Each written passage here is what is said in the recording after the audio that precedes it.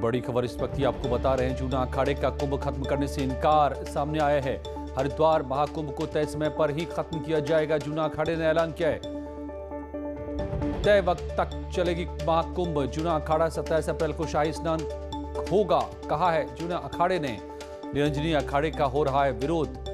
कल निरंजनी अखाड़े ने किया था 17 तारीख को समय से पहले कुंभ को खत्म करने का ऐलान, लेकिन अब तमाम अखाड़े और साधु संत इसका विरोध कर रहे हैं। भारती सकलानी हमारी संवाददाता मेरे साथ जुड़ गए हैं। भारती, क्या संतों के बीच बढ़ते कोरोना को लेकर के कोई चिंता नहीं? अब जूना अखाड़े ने भी ऐलान कर दिया। देखिए, वो कह रहे हैं कि हम अपनी आस्था के साथ कोई छेड़छाड़ नहीं करेंगे। उनका ये कहना है कि धर्म ध्वजा जो स्थापित की गई है अखाड़ों के द्वारा, वो शुभ मुहूर्त पर ही उतरेगी, क्योंकि प्राण प्रतिष्ठा के साथ वो धर्म ध्वजा स्थापित की जाती है, इसलिए वो उस शुभ मुहूर्त पर ही उसको उतारना चाहते हैं। जूना अखाड़ा ये कह रहा है कि 27 तारीख को स्नान है, उसके बाद भी जो बाकी स्नान होने, 4 शाही स्नान है, लेकिन उसके बावजूद जो है वो स्नान होने, वो उन स्नानों को भी करेगा और उसके बाद ही कुंभ मेला छोड़ेगा। यानी कि 30 अप्रैल के बाद भी जूना अखाड़ा का ये कहना है कि वो नहीं छोड़ने वाला है कुंभ मेला क्षेत्र। इसलिए वो लोग ये बात कह रहे हैं कि अगर कोई संक्रमित हो रहा है उसको उसका इलाज करवाइए, उसको आइसोलेट करवाइए, अगर किसी को लग रहा है तो वो अपने टेस्ट करवाइए, लेकिन जो धर्म ध्वजा को लेकर नियम कायदे हैं वो उसका पालन करें। नहीं तो क्या खुद ये साधु संत अखाड़े के लोग ये तय कर पा रहे हैं कि नियमों का पालन हो पा रहा है? हम देख रहे हैं तस्वीरें स्नान के वक्त, शाही स्नान के वक्त की क्या तस्वीरें थी, आपने तो दिखाई थी वहां से लाइव हमें। जी देखिए, उनसे इसी बात को लेकर हमारी बातचीत हुई है कि क्यों आखिरकार जब साधु संत कोविड पॉजिटिव आ रहे हैं तो आप लोग इस पर स्टैंड नहीं ले रहे। तो उनका ये कहना है कि हम आपस में मीटिंग कर रहे हैं, हमारे पास जितने भी साधु संत हैं हम उनकी कोविड टेस्ट रिपोर्ट को चेक कर रहे हैं। हमारे पास अखाड़ों में जितने भी साधु संत आए, हमने सभी को ये बात कही थी कि आप अपनी नेगेटिव रिपोर्ट लेकर आइए, और वो लोग दिखाते थे, घूमते हुए भी फिर रहे हैं। कई साधु संतों से मेरी बातचीत हुई है तो वो ये कह रहे हैं कि हम जेब में कोविड की टेस्ट रिपोर्ट लेकर घूम रहे हैं, हम नहीं है। लेकिन वो ये मानने को तैयार नहीं कि अगर वो कुंभ मेला क्षेत्र में आए, अगर वो किसी और संक्रमित व्यक्ति के संपर्क में आए होंगे तब वो कोविड पॉजिटिव हो सकते। तो इसलिए अब सरकार को चाहिए कि इस पर एक स्ट्रॉन्ग स्टेप ले। तो सरकार को क्या कदम उठाने का वक्त अब आ गया है? आज रात 8 बजे महाबहस हम इसी पर करेंगे, जरूर जुड़िए हमारे साथ। और बड़ी खबर एक और आ रही है। भारत लाया जाएगा नीरव मोदी, प्रत्यर्पण की मंजूरी मिल गई है।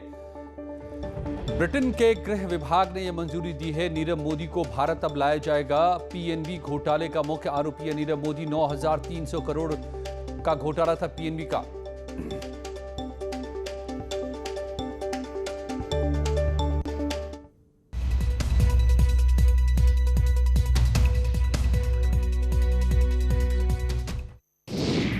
आइसोलेशन में रहते हुए सीएम योगी कोरोना कंट्रोल के लिए लगातार काम कर रहे हैं। टीम 11 के साथ बैठक में सीएम ने कई अहम फैसले लिए। अगले 48 घंटे में लखनऊ में 5,000 नए बेड होंगे। कोरोना में काम आने वाली रेमडेसिविर इंजेक्शन के लिए 2 लाख ऑर्डर दिए गए हैं। हर व्यक्ति के लिए मास्क पहनना अनिवार्य होगा। पहली बार मास्क नहीं पहनने पर 1,000 रुपए का जुर्माना लगेगा। दूसरी बार बिना मास्क के पकड़े जाने पर 10,000 रुपए का जुर्माना लगेगा। यूपी में रविवार को सभी बाजार और दफ्तर बंद रहेंगे। लखनऊ में 1,000 बेड का नया कोविड हॉस्पिटल बनेगा। विधायक निधि का इस्तेमाल कोविड केयर फंड में किया जाएगा। 15 मई तक उद्योगों को ऑक्सीजन की आपूर्ति पर रोक लगाई गई है। हर जिले के डीएम, एसपी और सीएमओ रोज बैठक करेंगे। आज यूपी में 24 घंटों में 27,426 नए केस सामने आए हैं। यूपी में 103 मरीजों की मौत हो गई। वहीं सिर्फ लखनऊ में 6,598 केस सामने आए हैं। देश में कोरोना से हाहाकार मचा हुआ है। आज पीएम मोदी ने कोविड कंट्रोल पर समीक्षा बैठक की। पीएम मोदी ने ऑक्सीजन की उपलब्धता की समीक्षा की, साथ ही 12 सबसे ज्यादा प्रभावित राज्यों के लिए समीक्षा की। पीएम मोदी ने ऑक्सीजन की आपूर्ति सुनिश्चित करने का निर्देश दिए। गृह मंत्रालय के इशारे पर एक बार फिर से डीआरडीओ अस्थायी हॉस्पिटल बनाने जा रहा है, जो कि आने वाले कुछ ही दिनों में शुरू हो जाएगा। और आप देख भी सकते हैं कि सरदार वल्लभ भाई पटेल अस्थायी हॉस्पिटल, जो कोविड-19 के पेशेंट्स के ट्रीटमेंट के लिए बनाया जा रहा है, यहाँ पर तैयारियां शुरू हो चुकी हैं। आने वाले सोमवार से ये हॉस्पिटल शुरू हो जाएगा। 500 बेड यहाँ पर होंगे। फिलहाल 250 बेड से ये अस्पताल शुरू होगा। ये इस चीज़ का तो आप जैसे आपने देखा एक लाइव बुलेटिन चल रहा है आजकल, तो वो उसमें अवेलेबिलिटी रहेगी, वो उसमें वो दर्शाएगा उसमें कि कितने बेड कितने एडमिट हो गए हैं, कितने बेड अवेलेबल है। तो और अभी ये स्टार्ट नहीं हुआ है, बाकी इसका जैसे ही ऑपरेशनलाइज स्टार्ट हो जाएगा हमारा, फिर हम इसमें सारा हेल्पलाइन कॉन्टैक्ट नंबर रहेगा, तो लोग पता कर सकते हैं फ़ोन करके। तो यहाँ पर जिस तरीके से DRDO ये कोविड हॉस्पिटल बना रहा है और उम्मीद की जा रही है कि सोमवार से ये शुरू हो जाएगा 250 बेड के साथ। निरंजनी अखाड़े के महाकुंभ खत्म करने के ऐलान के बाद घमासान मचा हुआ है। निरंजनी अखाड़े से बैरागी संत नाराज हैं। निर्मोही, निर्वाणी और दिगंबर अखाड़ों ने भी निरंजनी और आनंद अखाड़े के संतों से माफी की मांग की है। संतों ने कहा है कि मेला समापन का अधिकार केवल मुख्यमंत्री और मेला प्रशासन के पास है। घोषणा करने वाले संत यदि माफी नहीं मांगते तो वो अखाड़ा परिषद के साथ नहीं रह सकते। उनका मेला जारी रहेगा और 27 अप्रैल को सभी बैरागी संत शाही स्नान भी करेंगे। अखाड़ा ने कहा है कि मेला के घोषणा करता है कि मेला समाप्त भया, तुम्हारा भया, लेकिन इस घोषणा करने का अधिकार केवल मेला अधिकारी, यहाँ के मुख्यमंत्री यहाँ पर निकालते। यहाँ समाज में अफरा तफरी मचता है। यह आप लोग अक्षम्य अपराध किए हैं। जो अब ये निकाला है, चाहे निरंजनी अखाड़ा हो, के बिना सम्मति के आपने घोषणा कर रहे हैं, आप बयान कर रहे हैं टीवी में, तो आप लोगों के साथ हम लोग का संबंध रहना मुश्किल हो जाएगा। मुश्किल खत्म। एक चीज कि आप लोग इस पर माफी मांगिए। जो अब कानपुर में भी जहां एक तरफ कोरोना ने हाहाकार मचा रखा है, वहीं दूसरी तरफ कोरोना के प्रति लोगों को जागरूक करने वाली पुलिस भी लापरवाह दिख रही है। शहर के बड़े चौराहे पर जहां लोग बिना मास्क लगाए सड़कों पर घूमते नजर आए, वहीं दूसरी तरफ मास्क की चेकिंग करने वाले भी बिना मास्क के नजर आए। पुलिसकर्मी अपने साथियों के साथ बिना मास्क के चौराहे पर खड़े दिखे। ऐसे में लगातार लोग संक्रमित हो रहे हैं। 2 गज की दूरी, मास्क है जरूरी। ना तो 2 गज की दूरी का लोग ध्यान रख रहे हैं और ना ही मास्क लगाने का लोग ध्यान रख रहे हैं। मगर जिनके कांधों पर इसका कंप्लायंस कराने की जिम्मेदारी है, जिस पुलिस पर इसकी जिम्मेदारी, वो पुलिस बिना मास्क के चौराहों पर चेकिंग अभियान चला रही है। तो ऐसे में समझा जा सकता है कि लोगों पर इसका क्या इम्पैक्ट पड़ेगा। अब देखना यह होगा कि पुलिस के अधिकारी उन पुलिसकर्मियों पर क्या कार्रवाई करते हैं। कोरोना को लेकर IIT कानपुर की टीम ने सुकून देने वाली एक खबर दी है। यहाँ के साइंटिस्ट मानते हैं कि 25 अप्रैल के बाद कोरोना के ग्राफ में तेजी से कमी आएगी। गणितीय मॉडल के आधार पर उन्होंने दावा किया कि देश में कोरोना की लहर 20 से 25 अप्रैल के बीच अपनी सर्वोच्च ऊंचाई पर होगी। IIT प्रोफेसर मनेंद्र अग्रवाल ने बताया कि पिछली बार की अपेक्षा इस बार कोरोना संक्रमण की गति बहुत तेज है, लेकिन 25 अप्रैल के बाद उतनी ही तेजी से ये नीचे भी आना शुरू हो जाएगा। कि जब पहली पीक आई थी सितंबर में, तब उस समय इसकी वैल्यू काफ़ी कम थी। तब एक संक्रमित व्यक्ति 7 दिन में एक और व्यक्ति को संक्रमित कर रहा था। इस समय इसी पैरामीटर की वैल्यू इस प्रकार की है कि एक संक्रमित व्यक्ति 3 दिन से कम में एक और को संक्रमित कर रहा है। तो काफ़ी बड़ी भी इसकी वैल्यू है। उसका कारण यह है कि लोग काफ़ी आपस में मिल रहे हैं, जबकि पिछली बार लॉकडाउन का इफेक्ट था। तो इसकी वजह से तेज़ी से बढ़ रहा है और भारत में हमारे मॉडल के अनुसार 20 से 25 अप्रैल तक ये बढ़ेगा और उसके बाद नीचे आना शुरू होगा। इटावा के जसवंत नगर थाना क्षेत्र के भगवानपुरा में जमीन के झगड़े में चचेरे भाई की हत्या कर दी गई। करीब 8 बीघा जमीन को लेकर बंजारा जाति के एक ही परिवार में काफी समय से झगड़ा था। ये विवाद इतना बढ़ा कि एक भाई की भाइयों ने हत्या कर दी। पुलिस ने मामले में जांच शुरू की है। मृतक के पिता मेघ सिंह की तहरीर पर मुकदमा दर्ज कर लिया गया है। बंजारा जात के लोग हैं, जिसमें मेघ सिंह नाम का एक आदमी जो कि संत हो गया है, उसकी 8 बीघे ज़मीन है। उसी के परिवार के, उसी के भाई और भतीजे वो 8 बीघे ज़मीन लिखवाना चाहते थे। उसका बेटा लाल सिंह इसका विरोध कर रहा था। रात 12 बजे सूचना मिली कि इनमें आपस में मारपीट हो गई है। उसको सर में एक रॉड लगी है। इसको अस्पताल ले गए, जहां उसकी डेथ हो गई। इस संबंध में परिजनों से तहरीर ली जा रही है। में वृंदावन कोतवाली के जैंत गांव में संदिग्ध परिस्थितियों में एक विवाहिता का शव मिला। पुलिस ने शव पोस्टमार्टम के लिए भेज दिया है। परिवार ने ससुराल वालों पर दहेज हत्या का आरोप लगाया है। पुलिस मामले की जांच कर रही है। महिला की शादी कुछ ही महीने पहले हुई थी और पति पत्नी दोनों पिछले काफी समय से टाउनशिप क्षेत्र में रिश्तेदार के यहाँ रहते थे और कुछ ही दिन पहले गाँव आए थे। घटना जब भैया साहब के छोरी हमारे 8-9 महीना पहले ब्याह करो मैंने 10 महीना से है लॉकडाउन में जी हमारे समझ दिन ब्याह करवा लो कह के नहीं कर दो कोई बात नहीं जी जैसो हम पे बना जैसो भैया दवा भाई जैसो बहुत का जैसो जी फिर जिन्हें गुंडे ने भाई हमारी छोरी दिन आई रोज मारा करे कोई मोटरसाइकिल मांगे तो कोई धन मांगे कोई गाड़ी मांगे तो कोई कुछ मांगे कहा दो तेरे बापा ने कहा दो तेरे बापा जाई छोरी पे पिटती रही है छोरी आधा घंटा पहले फोन मुझसे करे हुए तो वैसे कोई बात ना बताई छोरी इधर देखिए आधा घंटा के बाद हम छोरी की मरी खबर पहुंचे फिर जिन्हें कोई फोन नहीं उठाया हुआ फिर हम संभाल बागपत में एक प्रधान प्रत्याशी की सभा में पैसे बांटते हुए वीडियो सोशल मीडिया पर वायरल हो रहा है। आरोप लगाया जा रहा है कि सिरसलगढ़ गांव के प्रधान प्रत्याशी वीरेंद्र सिंह ने वोटरों को पैसे बांटे हैं।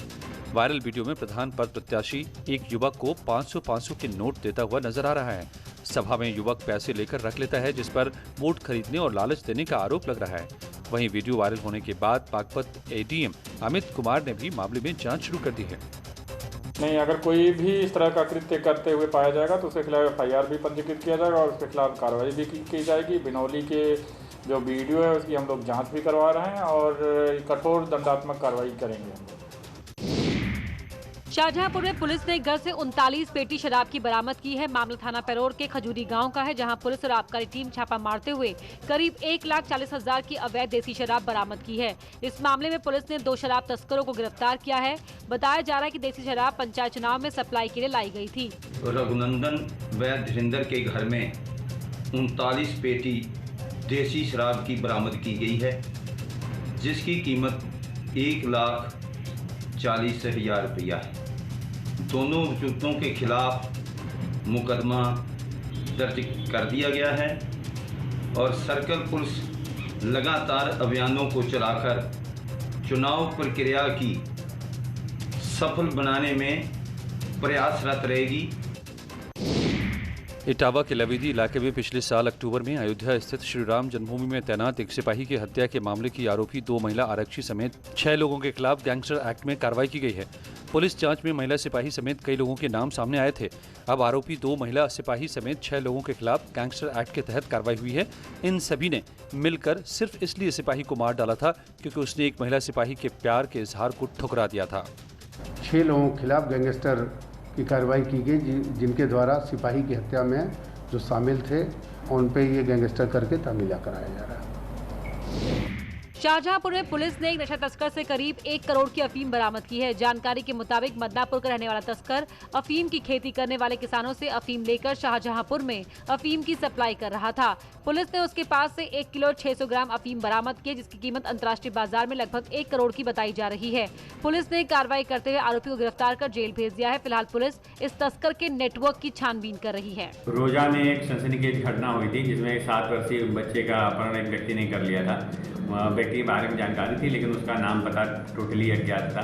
इस संदर्भ में मामला 2 संप्रदायों से संबंधित भी था और इसलिए बहुत सनसनीखेज था।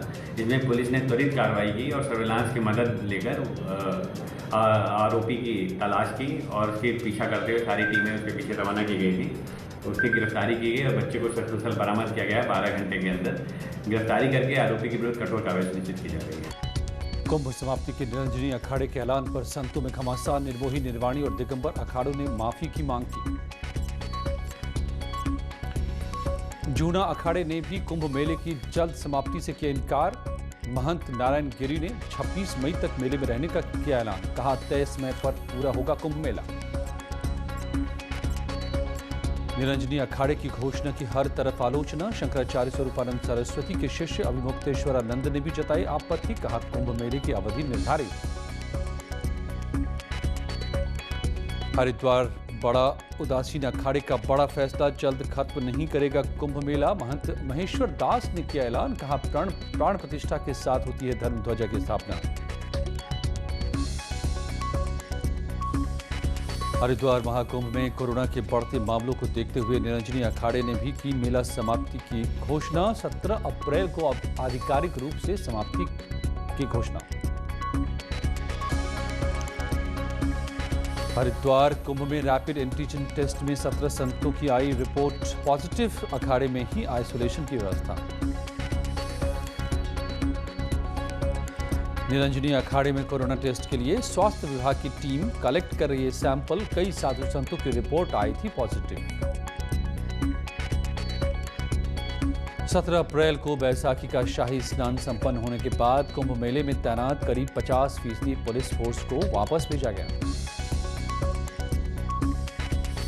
हरिद्वार महाकुंभ में अब तक 3 शाही स्नान सकुशल संपन्न। कई विभागों ने मिलकर सफल आयोजन में निभाई महत्वपूर्ण भूमिका। हरिद्वार महाकुंभ में दिखा कोरोना का साया। श्रद्धालुओं के नहीं आने से बाबा और कारोबारी परेशान, समय से पहले ही लौटने लगे वापस।